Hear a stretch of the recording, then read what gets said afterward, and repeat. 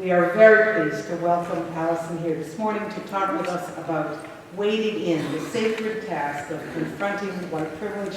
Will you join me in offering Alison a warm Rhode Island welcome?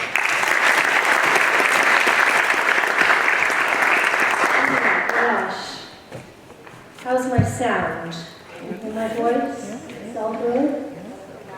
What a remarkable collection of faces. So many familiar, many others I know are going to become familiar. So much wisdom in this room. I can feel it already. I am so pleased to be with you today and so appreciative for the invitation. Thank you, Barbara, and all of you. And thank you for the work that you are about to do with me. We're going to have some conversation, you and I.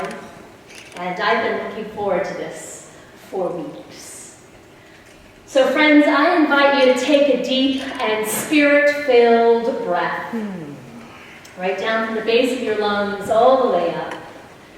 To inhale and exhale, remembering that the word for breath is also the word for spirit. The title of our reflection today is Wade in the Water. The sacred task of confronting white privilege. Sacred, holy, God-kissed, spirit-infused task. Labor, hard work, assignment, purpose, duty. Confronting, facing into, noticing, naming, rendering visible. White. White. White. Privilege. Power. Authority. Unearned advantage. The goal of our conversation today is to begin to expose and explore this thing we call white privilege. We're going to try to make visible that which is invisible so often to those of us who are white. It's like this. What do you see? Faces. Two faces. Everyone sees two faces. Is that what everyone sees? Nope. What else do you see? A chalice, a vase. Anybody not see both of those? All right, let's try this one. What do you see? A face. A face. Somebody else said something else. Liar. The word liar. Anybody not see the word liar? Right? Running sideways. It's that aha moment, right? When you see something that before you did not see, and you go, oh, there it is. It's a face. It's a word. That's what we're going to try to provoke today. A little bit of that aha moment. This wading in the water, this sacred task of confronting white privilege, it is rarely easy, and it is never comfortable. The water is chilly, the currents are strong, there are rocks underfoot and mud, and we may feel like we are losing our footing, maybe more often than not. The cold may make our hearts race. And we will want to wade back to shore as quick as we can to get our feet back on familiar, solid, predictable ground. So why do we do this, Reverend Alison? It's a beautiful day. It's a beautiful gathering. I love my people. We are faithful and well-intentioned. It's all good. Why trouble the waters at all? Why wade in when we know how uncomfortable it's gonna be? Well, my friends, because, as you know, systematic racism persists. It is a destructive, life-threatening, soul-diminishing force in our culture. And black and brown folks, our siblings in Christ, are suffering. That's reason number one. Reason number two, because recognizing how we white folks help to sustain that system, whether we realize it or not, whether we mean to or not, is the first step in reducing the impact of that whiteness so that we can work together towards racial equity. And reason number three, as I say to my folks over at Saugatuck Congregational Church nearly every Sunday, whatever it is that God has imagined for us, we're not that yet. Whatever God intends for us, we haven't gotten there yet. We are works in progress. We get lost along the way, we stumble and fall, God picks us up and dusts off our knees and sends us back on down the path. We've got a lot of work to do, and so we need to be a little stirred up. We've got to learn what it is God has to teach us so that all God's beloved children, we and our sisters and brothers, black, brown, and white, can all thrive together. So we're going to do this. But you know they say, when you are in trouble, you put on your own life vest first, right? Before you attend to the ones on your left or on your right. So I do want you to take responsibility for some self-care this morning. I invite you to consider a few things as we wade in. First, remember to breathe. Remember that spirit breath that is available to all of us. Breathe deeply. Sometimes when I forget to breathe, I just tap myself right here. And it reminds me that my body needs air. So remember to breathe. You might also try this. I learned this from a UCC missionary to Chiapas who herself learned it from Filipino nuns. I don't know why it works, but it works. They say that our 5 fingers are actually kind of valves for 5 different emotions. Anybody heard about this before? All right. So a quick review. Your thumb, sadness. That's why a baby sucks her thumb when she cries. Right. The first finger, fear. When I'm pointing at you, I'm pointing several fingers back at myself. It exposes my fear. Middle finger, you can guess. Anyone? Anger, right? It's easy to remember. The fourth finger, anxiety. If you have a ring and you play with it when you're nervous. Right? This is our anxious finger. And the littlest finger, shame. A diminished sense of our own well-being. If you experience any of those emotions bubbling up today, or frankly any time that you are wading into this conversation, sadness, fear, anger, anxiety, or shame, just grab that finger. No one's going to see it. You can keep it down in your lap. No one else will be the wiser. But you hold on to that finger and it functions like a little bit of a release. It reminds you to breathe. It may just help you through. I invite us today, as we have conversation, to use I statements, to speak out of our own experience and not to speak for one another. And finally, I invite you to lean in with curiosity and wonder. To bracket those anxious emotions long enough to say, I wonder what's going on here. I wonder what I don't know yet. Tell me more. I don't get it. I wonder. and see where that takes you today. I want to extend a particular word of gratitude to the black and brown siblings in Christ who are here in the room. I want to thank you for being present for this conversation.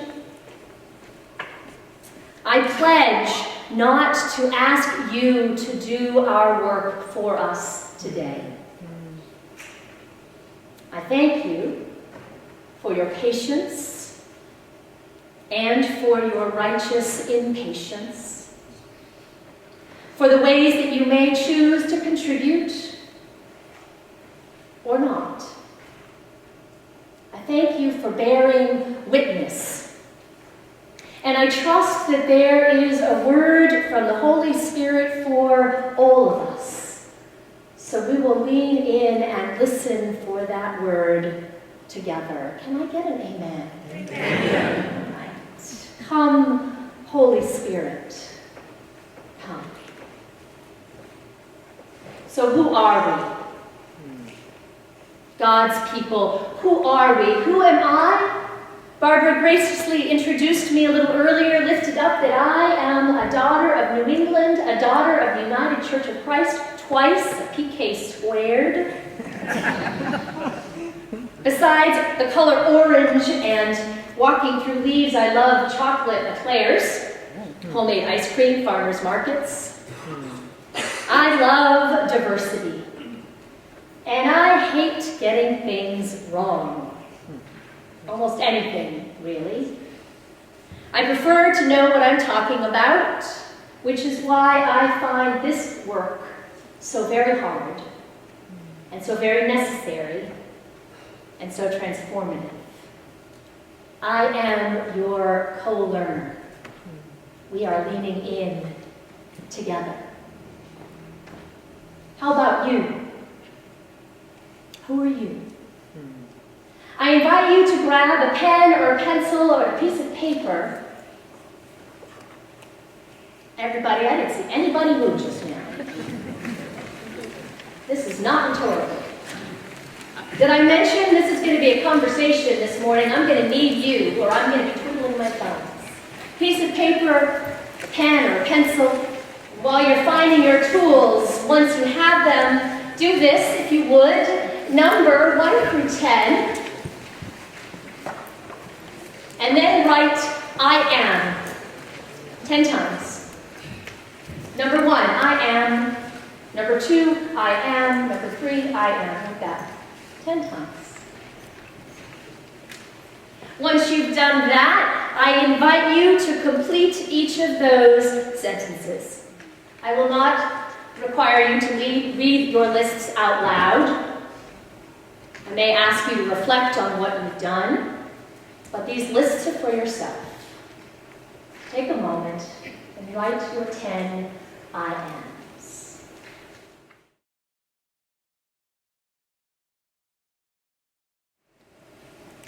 How was that? Was it hard? Was it easy? Easy? Several easies? Hard, anyone? Yes? Some say hard. Take a look at your list. Is number 1 the most important thing on your list? No's and yeses. Somebody want to comment on where the most important thing came up? Did it take you some time to warm up? Wave a hand. We're going to try talking out, and I think we can hear each other. Yes? Last. So it was a warm-up. All right. Yes? Yours came last, too. Oh, say again? Third to last. So again, a little bit of warming up before you got to the most important. What else? Yes? Yours was first. It's the first thing that popped out. All right. First? Yes? I really thought each point carried its own weight. We were all So you loved your list. You feel like all 10 of them really each captured something. Yeah. Thank you. Did anybody include in your 10 something about your gender? Yes. Raise a hand if you would. If you are a woman, take your hand down. Okay, so there's a handful. Somebody, one of the women who said, listed that as your top 10, would you just comment on that choice? Why it's on your list of 10? Yeah? I follow her line. I and my daughter love me. There you go. All right. So you have a little prompting there. What about sexual orientation? Anybody list your sexual orientation? All right. Okay. And how about your race? Yes. Yeah. Okay, so a few. Would somebody who has a hand raised be willing to comment on how it came up on your list? Somebody who has a minute. Go ahead, Bill. Came up on my list because we're talking about privilege. Right. There you go. Someone else who hasn't? Yes, sir? It came up on my list because I was running out of things. Excellent. That's good, and it's good and honest, right? What else can I say? Well, I'm white. All right. Anyone else want to comment? Sir, yes. It came up on my list about race because I've often been confused because I thought there was really only one, the human race. Okay. Okay. And yet, so you thought there was only one human race, and yet you wrote down, did you write down human or did you write down white? I wrote down that I'm white. Okay. And so was that influenced by today's conversation? Absolutely. Right? So a few of you sort of, that's at the forefront of your minds right now, understandably, because it's the theme of our conversation. Yes? I put down Irish because as a first, on one side I'm first generation Irish, and I feel like that's informed my perspective on race in this category. Yeah. I feel like whiteness is a eugenicist category, Mm-hmm. whereas Irish is in Ireland considered a race and has a cultural story behind it. So I can appreciate the cultural story, but I don't like having an identity that is amorphous and meaningless to me, that being the label white. I know I there's, also put white privileged. we're going to try to capture all that. So Irish has a cultural story attached to it. White feels amorphous. So claiming my Irish heritage feels like something I can hold on to and talk about there's a narrative that goes with that. We're going to hold on to that. Thank you. We're going to come back. Yes, one more. It's kind of a continuation of that. I put down German because I actually was born in Germany and was adopted. And at the time when I was adopted, there was a lot of preconceived notions about Germans in general. So I grew up with that. Thank I you. grew up with a lot of prejudice against myself just because I happened to be from Germany. So Appreciate I'm white, but I feel separate. So out of a place of pride and of claiming personal identity as a German, right, that surfaced as being important. Is that what I heard you say? Yes, and Yeah. also the feeling to this day of experiences that I had as a child, things that were said to me and things that were done towards me because I was German. So important. Thank you. I wonder if anyone who is self-identifies as a woman or as GLBT or as a person of color wants to comment on why those things came up on your list. Yes, ma'am. I didn't comment on any of those, but I think mine kind of falls in that category. I put disabled, Thank you. which, Yeah.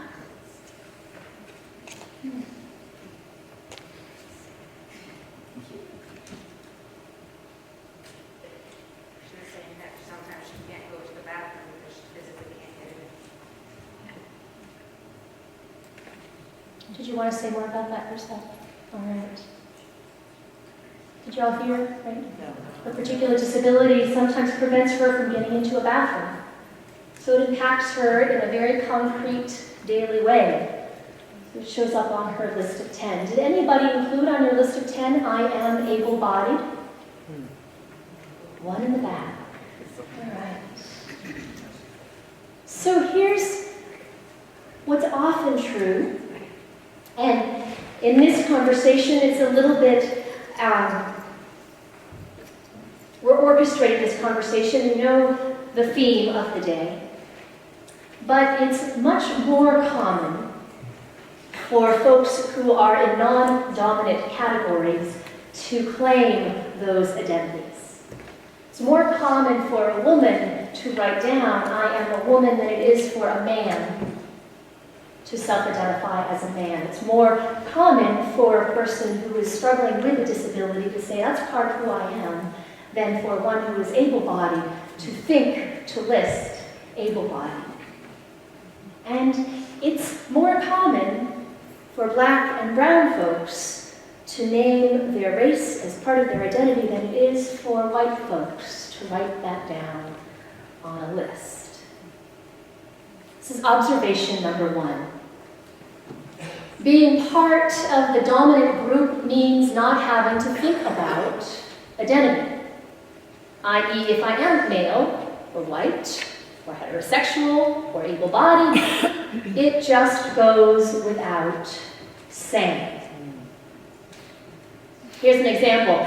A woman goes into a restaurant, approaches the maitre d', says, I have a reservation for 2, please. We're celebrating our wedding anniversary. And the maitre d' says, congratulations. Would you and your husband like a table by the window? Where is the assumption embedded in that exchange? That the spouse is the husband. I'm delighted to share that I only thought of that example because the opposite happened to me when I was in Provincetown celebrating my wedding anniversary. And the maitre d' asked, congratulations, male or female? Oh, love it. Love it. All right. So, let's try something else. Find that pen or pencil and your piece of paper. We'll drill into this a little bit more. I invite you to write down, without doing too much thinking about it, just a few adjectives, phrases, to describe each of the groups that I list. Are you ready? Asians. Asians.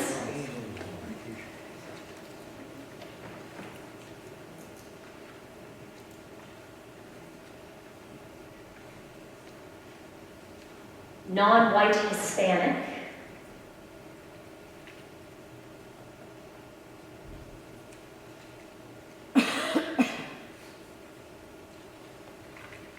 African Americans.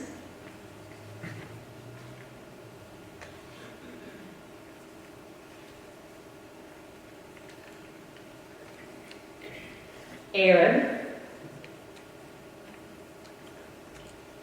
Say that again. Arab, as in Middle Eastern.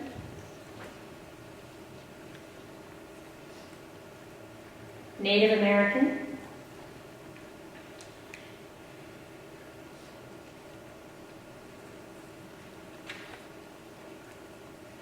White. So what was that like? I heard someone say it was hard. You want to say more about that? Yeah. What do you think got you stuck? It was like the previous questions that you asked, that I couldn't put anything down about that I was a woman, that I was white, or that I was gay. For me, partner came first. And so I don't know whether it's because when I grew up and the upbringing, I've never discriminated. I've never had that experience. I don't understand it. Even as a therapist, I don't understand why. So a comment that the questions themselves are maybe leaving at least one person in a little bit of a stuck place because she doesn't discriminate. So there's some internal editing that kicks in, especially in the middle of a conversation like this, perhaps. We can hold that and just be aware that that is at work in us and see where that comes up as we talk together. Yes, all the way to that. For the first 3 categories, the first thing that came to my mind was names of my family members. Okay, yeah. We have an Asian daughter, Korean, whom we adopted at the age of 5.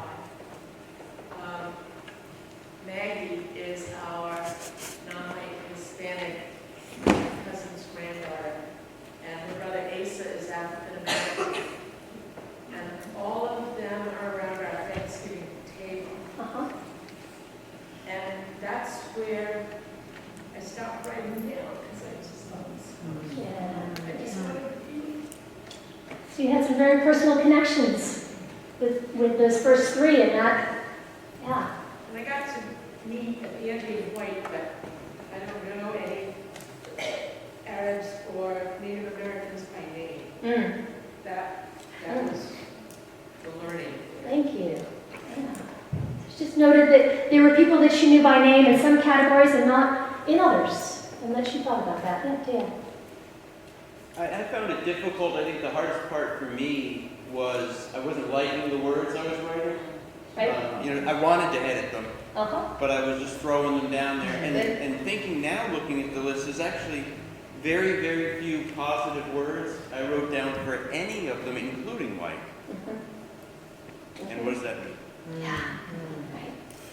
So I want to honor the fact that you leaned into that, knowing it was an exercise, and that you named the discomfort, right? That some stuff came up, and I'm not sure how I feel about this stuff. It feels pejorative, but all right, I'll run with it. And so then we ask ourselves, what does that mean?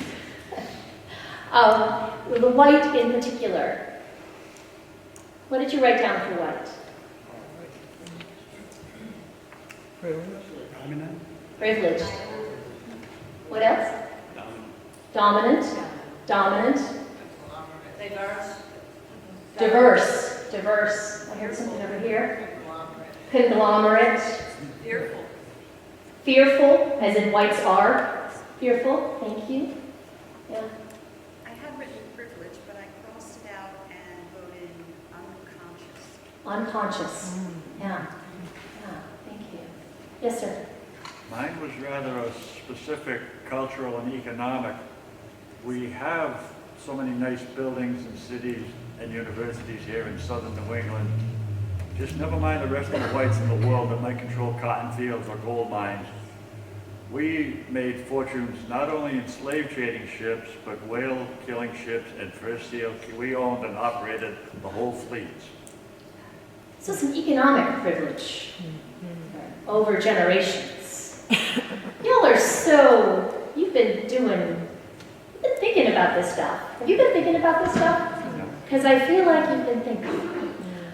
And I appreciate that. I appreciate the depth of the reflection. And it means that this group is distinctive as we take on this conversation. And it also means that we know what we think we're supposed to say. Right? We know what we think we're supposed to say. Let's be honest. And when the stuff comes up that we know is bad, we'd like to pretend it didn't come up. And being aware of that and rewriting, that's part of our work. That's all good. But seeing it come up, that's good too. This is all about making things visible, right? There was a hand over here. Yeah, and just to go back to the previous things we described who you are, something that occurred to me, I wrote down was WASP, right? And surprise and Protestant. WASP, yes. And because I think my first experience in different times in my life, I've lived in communities which were majority Catholic, which meant that there was a whole group of people and friends that I had that had a very mysterious, different part of their lives that I didn't understand. And, you know, sometimes it's gone well and sometimes it hasn't. That's a different part of the world. Whites are not all the same. Yeah, so whites are not all the same. Yeah, there you go, one more, May I bring that back to economics? Like the Irish gentleman mentioned over on the other side of the room. I have an Irish in-law who speaks very much of English oppression. And I don't think the English hated the Irish. I think they did it for profit. I think every Englishman that drove Scottish sheep herders off the land or overworked Welsh miners, I think they got quite rich doing it. You can't tempt people offering too much money and then expect them to do the right thing all the time. So what are we hearing, what are we saying about how we define white in particular in this moment? We're saying that whiteness is bound up in some economic advantage. We're saying that whiteness is kind of this umbrella term, right, for a whole variety of different kinds of folks. And then there's some ways where whites get all mushed together into a conglomeration, right? Whose word was that over here? Right? That was the image I got when you said conglomeration, right? It's kind of, we're all mushed together, and there are some things that we might say about whites in this culture, whether we are of German or Irish or English ancestry. Right? There may well be some things we can still say.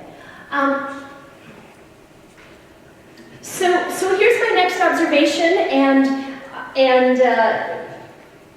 you didn't say this because you've been doing your thinking. And yet, being white often means not having to think about or define whiteness. It's just normal. It's the thing that doesn't get mentioned again. We are a white-dominant culture. It means that whiteness is presumed. Everything else is described in relationship to that whiteness. Has anybody seen or read the book, The Hunger Games? Okay. So there's a character in The Hunger Games. Her name is Rhode, a little girl. And when the book was made into a movie, the actress who was cast as Rue was African American. And there bubbled up in some quarters this expression of outrage that Rue, who was a much beloved character in the book, had been made black. That this ruined the character. Ruined my image of this story that I love. Only here's the thing, friends. In the book on which the movie is based, when Rue is introduced, it says this. She's described as having dark eyes and satiny brown skin. Dark eyes and satiny brown skin. It turns out, friends, she was a brown girl all along. It's just that certain readers didn't even know this. Because we, if we are white, are accustomed to picturing a white world. This, friends, is the seedbed of white privilege. The assumption that being white is normative, that everyone else gets compared to whiteness. Being white means not having to think about being white. In our culture, it means automatic belonging. So observation number 3, normal. Normal is a tricky word. And it is one that can actually be an ally for us in this conversation because it can help us to expose our biases. It most often means the thing I am most used to seeing or doing. Have a conversation with any child. Mom, that's not normal.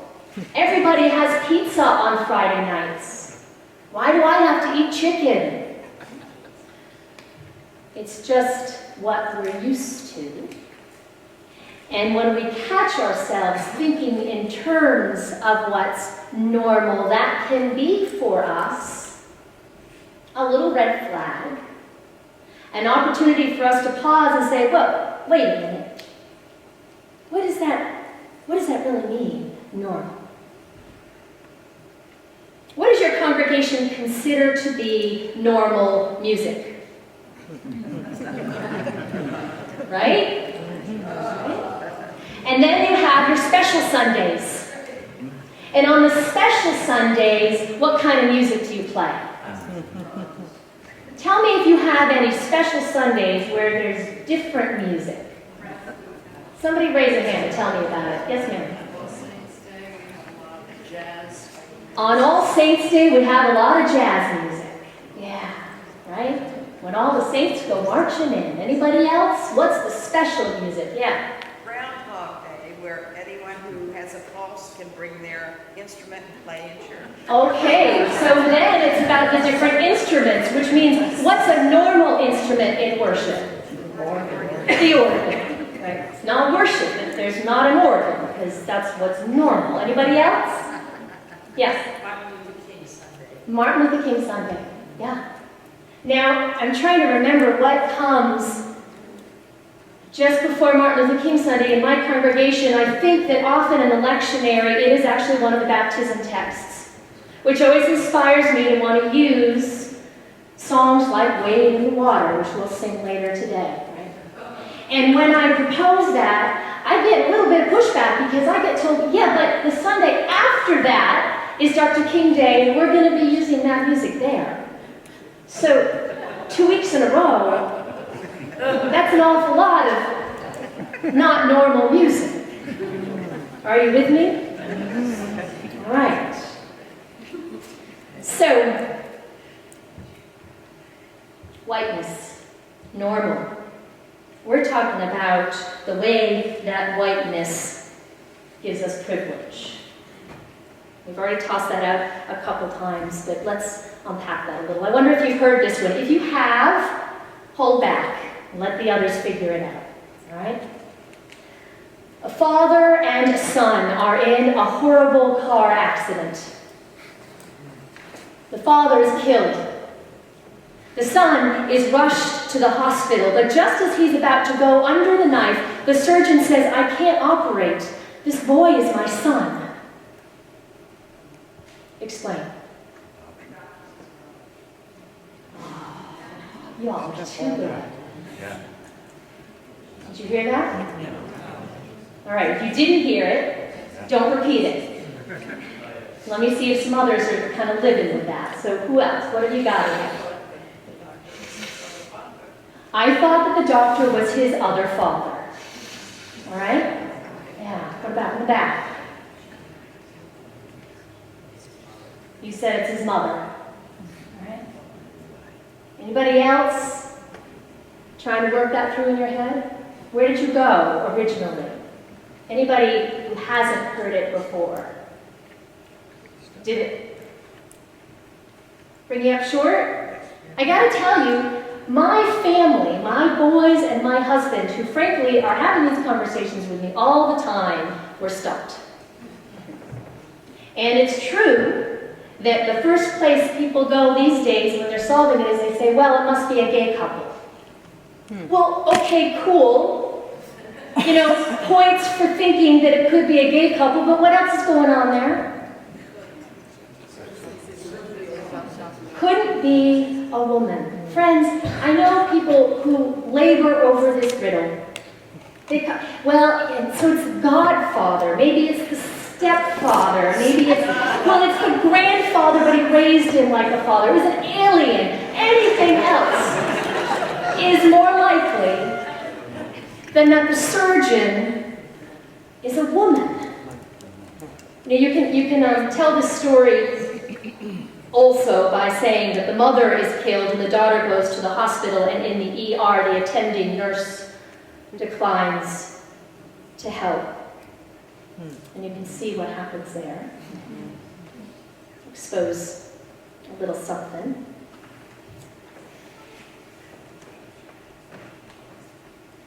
Observation number 4.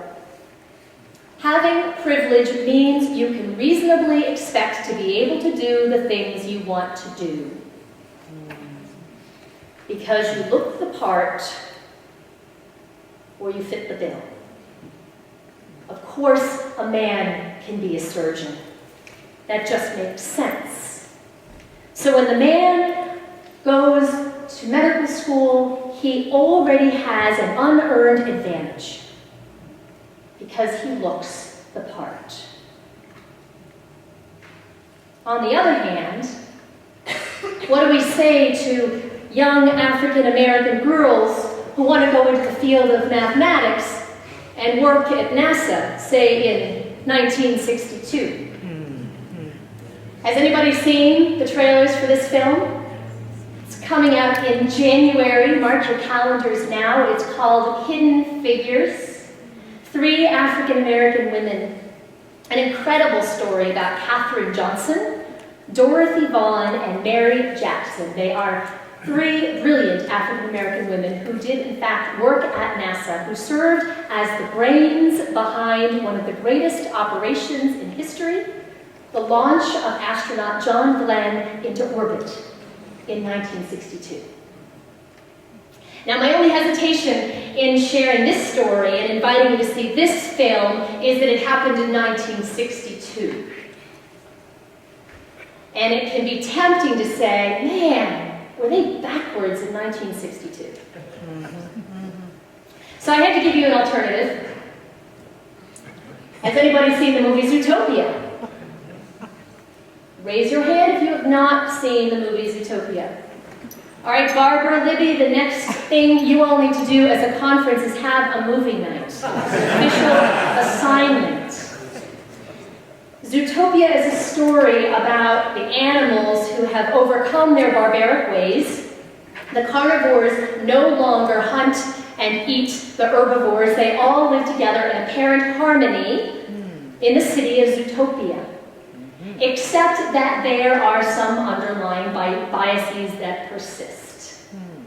And so the bunny is the main character, and she wants to be a police officer, and they all say, that is preposterous. You can't be a police officer if you're a bunny. Look at all the other police officers, right?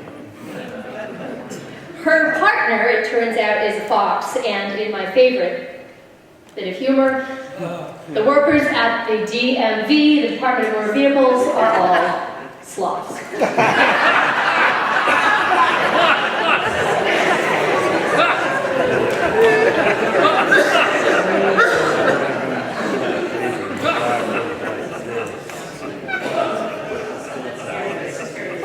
It is really worth a look-see because it makes us giggle and it reminds us how those biases and that bigotry can be embedded. There are certain things that certain people are supposed to be and certain things that certain people are not supposed to be. A bunny can't be a police officer. A little black girl can't be a mathematician. A woman couldn't possibly be a surgeon. Friends, those assumptions, they are still at work in our minds even when we don't realize it. That's why the exercise we did earlier, why I invited you to jot down a few words about each of those groups, is a helpful kind of exercise to surface some of the assumptions that we have even when we don't like them. You know, this is 3 seconds of neurobiology. The place where we do all our important logical thinking, right in the frontal cortex, it is the slowest part of our brain. You know this, right? Habits are formed down in the amygdala, in the lower part of the brain. And we have habits for an important reason, right? It's a survival mechanism. So when that tiger is running at me, I don't have to go, let's see, tiger, carnivore, hostile. I could run or I could attack. I don't think I'm strong enough. I guess I'll run, right? At which point, I'm lunch. Don't let the frontal cortex get in on that conversation. It's no good for anyone. The amygdala kicks in, you know you're supposed to run, and off you go. Friends, our biases, they function the same way. They're already lodged in there, and they're operating even when we don't realize it. So we started this conversation by talking about trying to make invisible things visible. That's why we gotta do it. Because the amygdala is gonna outpace our frontal cortex every time. So we need to do some rewiring. And that takes time. All right, so we started by saying that white privilege is invisible. Let's explore some of the ways that that privilege plays out. in our daily lives. One more time, grab your pen or your pencil. Please answer for yourself, true or false. And actually, you can do this in your head, too. Don't need to write it all down. But in your head, true or false? When I turn on the TV, I see people of my race widely represented. True or false? Okay, right? I turn on the TV, I see people of my own race widely represented. True or false? I could easily find heroes that look like me, share my race, in the history books I read in school. True or false? I was taught that people of my own race made the major advances that made this country what it is. When I go to the grocery store, I can safely assume that it will carry the types of food that I like to eat. At the drugstore, I can find Band-Aids that more or less match my skin color.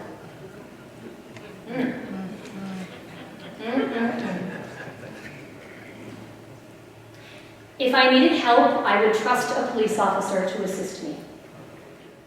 When I walk into a bank, I am generally confident that no one will question my right to be there. When I shop, I feel free to touch merchandise without worrying that anyone will accuse me of trying to steal it. True or false, I can walk around a department store without being followed. I can generally trust that I will be treated with respect by the employees there. When I pay with checks or with a credit card, I don't usually worry that my financial credibility will be called into question based on how I look. I can swear, dress in secondhand clothes, or otherwise misbehave without having people say it's because of my race. I generally assume that others regard me as trustworthy. If I want to buy a house or a car, I generally don't worry that I'll have trouble getting a loan because of the way I look. I don't worry too much about being misunderstood or treated unfairly. What was that like?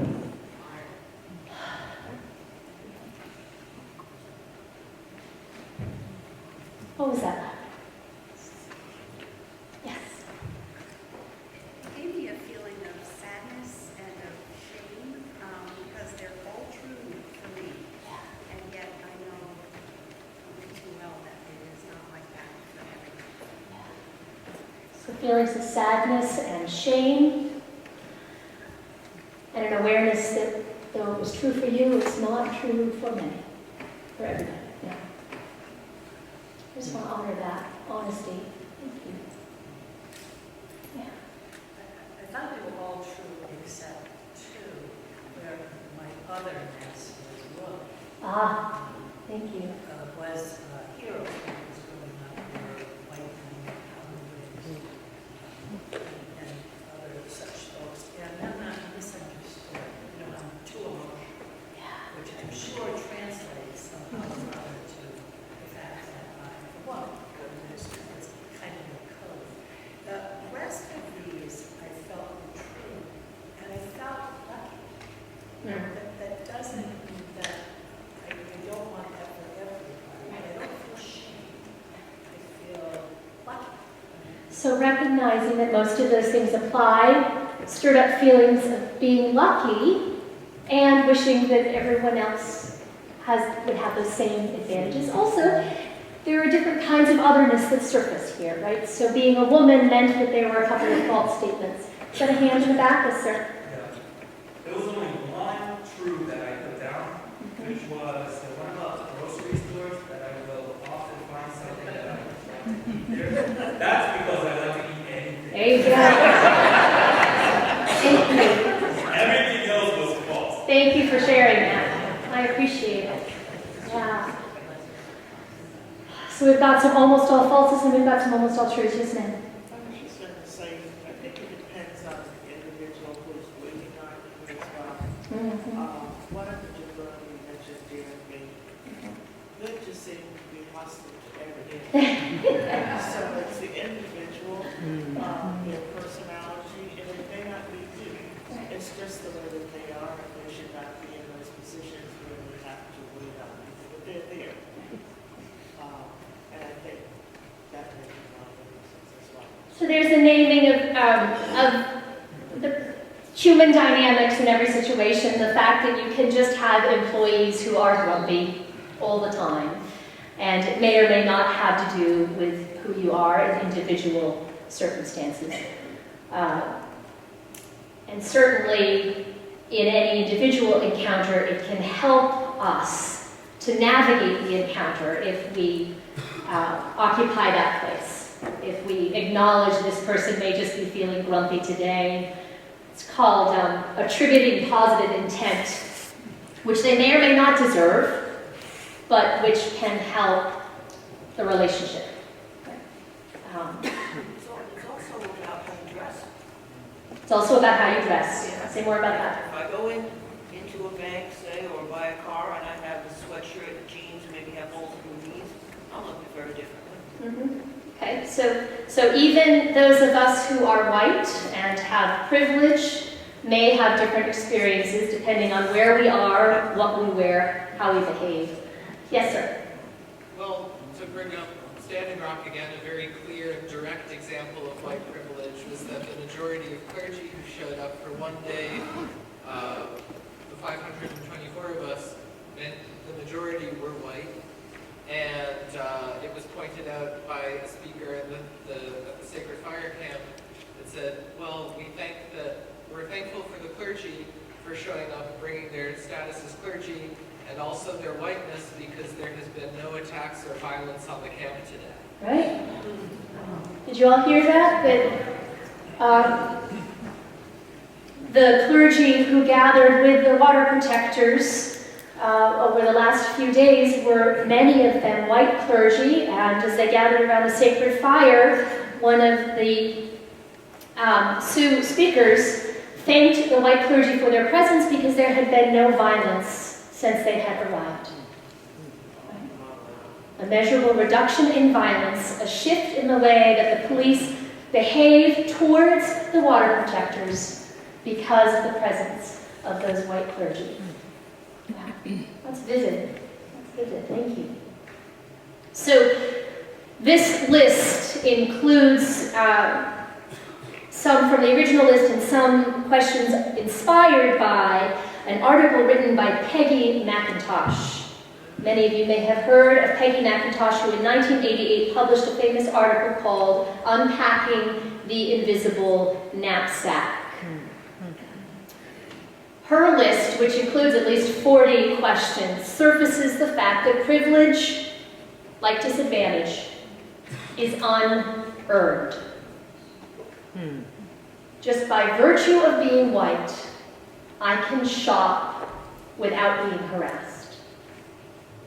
I can go into a bank, I can walk down the street as if I belong, because people will generally presume that I do. Privilege is unearned, just like disadvantage. So friends, in our last few minutes in this conversation, which I said to Barbara before we began, is a massive conversation, right? We can't get our arms around this conversation. It's one that we are just dipping our toes into today, and we will continue, I trust, to reflect and to labor together to wade into these waters for days and weeks and months and years to come. But because I was asked to be your keynote speaker, I assumed that you might want a thing or two that you could do at the end of this. So here are some possibilities for next steps. I invite you to take some time to write your own spiritual autobiography through the lens of race. I'm warning you now, it may take several drafts, especially if you are white, to really get inside the truth of your own life as it has been impacted by your race. But it can be a powerful exercise. If you wonder what a spiritual autobiography looks like, you can check out the white privilege curriculum that has just been produced by the United Church of Christ, the 5 authors of that curriculum begin by crafting, each one of them, their own spiritual autobiography. So you can take a look at what they wrote and then try your own hand at it. You can ask, how would this moment, this experience, this day be different if I was black or brown? Ask it often. A few years ago, I traveled to Cleveland to attend a meeting at the mothership.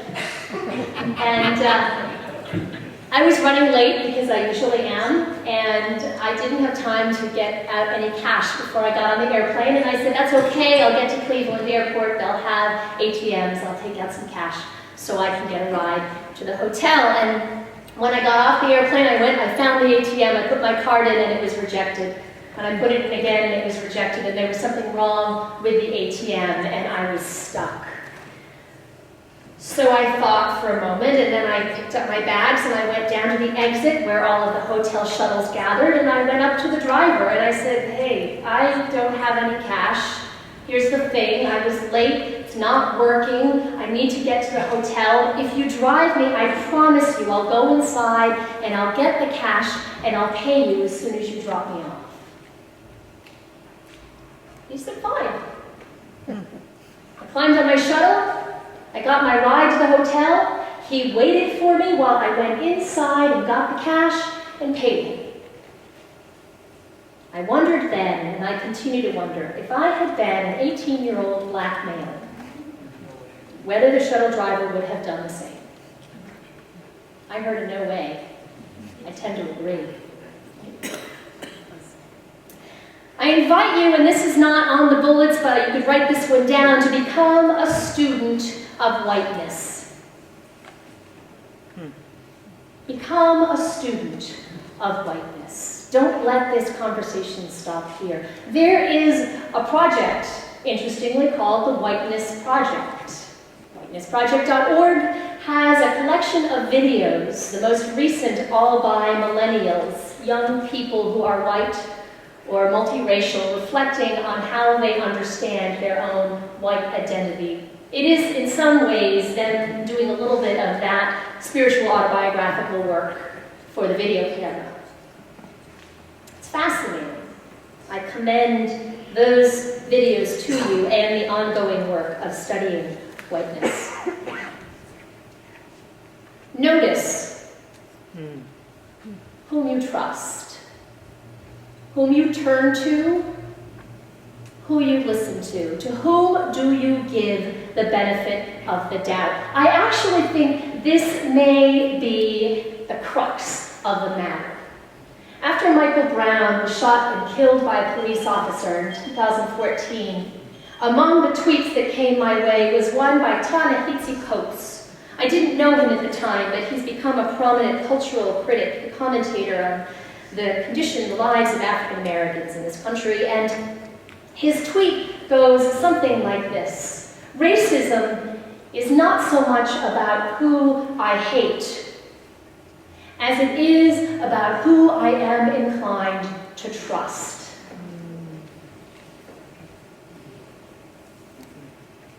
Not so much about who I hate as it is about who I am inclined to trust. And of course, the dark underbelly of that is who I am inclined to distrust. We could spend a whole day just living in that question. I know that some of you have already discovered the white privilege curriculum, and I commend it to you for a continuation of this conversation. And to seek out, listen to, and retweet Black and brown voices. Retweeting is in some ways shorthand, but I came across this recommendation and I loved it because it's about who gets heard in the public square. So to think about not only what voices you listen to, but which voices you give space to, that's a worthy thing to consider. Finally, friends, be courageous. Be courageous and embrace slow learning. I think it may be the only kind of learning we can do. I credit Parker Palmer with that particular phrase he was sharing in a workshop that Barbara and I were at recently, and he said, here's one of my slow learnings. And I went, oh, yeah, I have a lot of those slow learnings. We just keep going back and back until it starts to sink in a tiny bit more. Friends, be courageous. Be courageous because, whoops, wait a minute. I just turned off my, it's okay, there's one liner. I just, in concluding, want you to remember that our goal is to notice the ways that we benefit from unearned privilege. The more we see, the more we can make choices to actively reduce the impact of our white privilege. What we don't see, what we fail to notice, we cannot change. Friends, thank you so much